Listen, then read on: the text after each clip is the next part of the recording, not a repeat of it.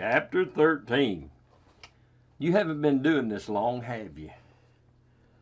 We had been looking for a yellow Mustang in and around Fort Payne, Alabama for quite a while. The given address wasn't any good. I checked several addresses, but we couldn't seem to locate the vehicle. It took weeks of diligent skip tracing by Liz and the office staff before they finally came up with an address where the debtor might possibly work. It was an office on Grand Avenue in Fort Payne, just up the hill behind the McDonald's. A few days later, I pulled up to the building and parked across the street, down the street a bit. It was an older frame house that had been turned into an office of some kind. The debtor and her family were evidently running a business out of that location. There was a yellow Mustang parked next to the building. Now, the circumstances of the account so far had led me to believe that the debtor did not want the vehicle repossessed. They seemed to be trying to hide the car. They had never responded to any of the client's calls or letters. They made no effort to contact the client about payments.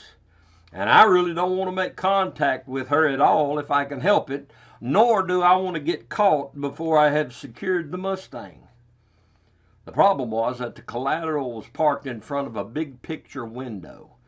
If the debtor or anyone else was sitting by that window, they might see me checking the VIN or picking up the vehicle, which would not be good. I had to assume that they were running and hiding from the finance company, and they're not going to cooperate and surrender the vehicle. Since this is the first and only time I've seen the vehicle, if it is the vehicle, I really need to get it today.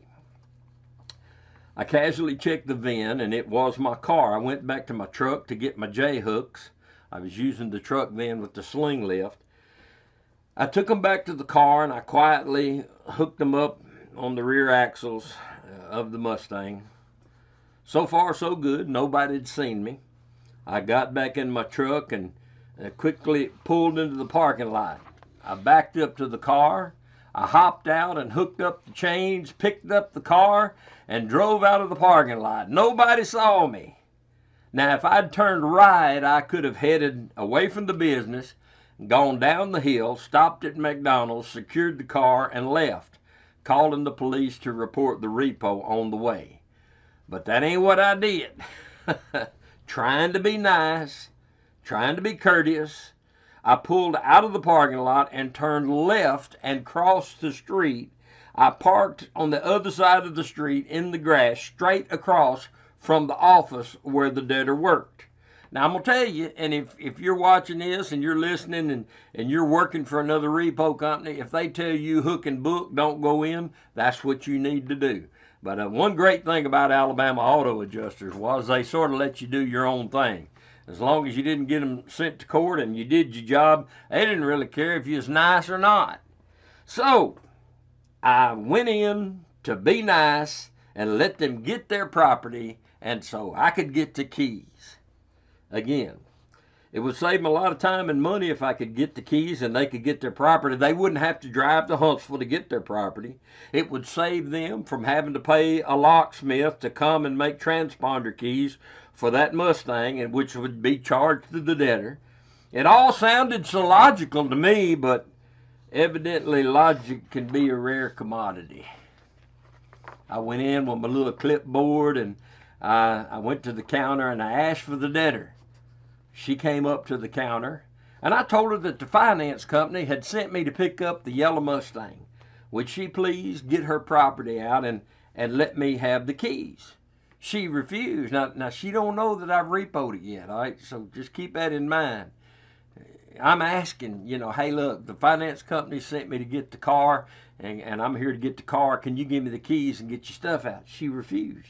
She wouldn't surrender the car. She wasn't going to give me the keys, and I should just leave.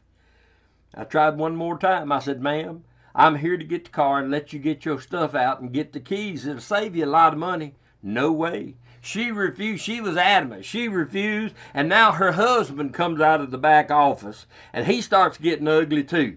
It must have been a family business, because what happened next could only be something that was in their genes. after the second refusal and her husband's rude comments, I just stepped over to the side and I pointed to the back, out the front door, and they could see the Mustang on the lift across the street.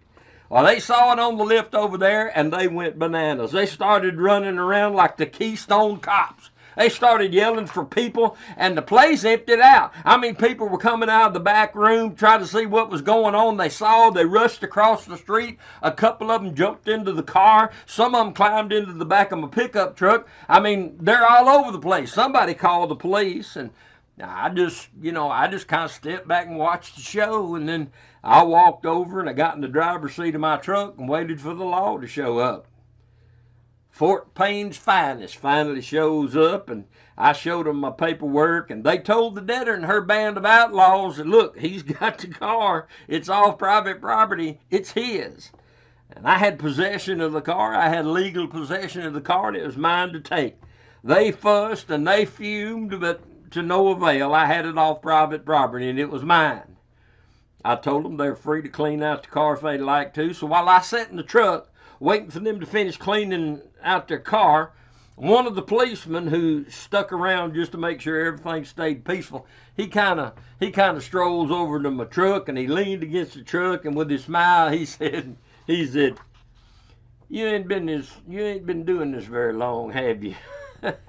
He thought since I had gone in and made contact after I'd picked up the car that I really didn't know what I was doing. The truth was, I did know. I had the vehicle off private property. It was just, I was just trying to be nice. I explained to him, and he just sort of chuckled and went back to his police car.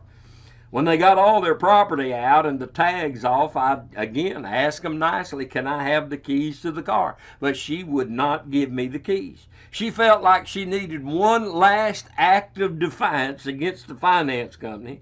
I tried to explain to her that it's only going to cost her more money because the lender is going to have keys made and put it on her bill. But she was adamant, no keys for the repo man. Oh well, suit yourself.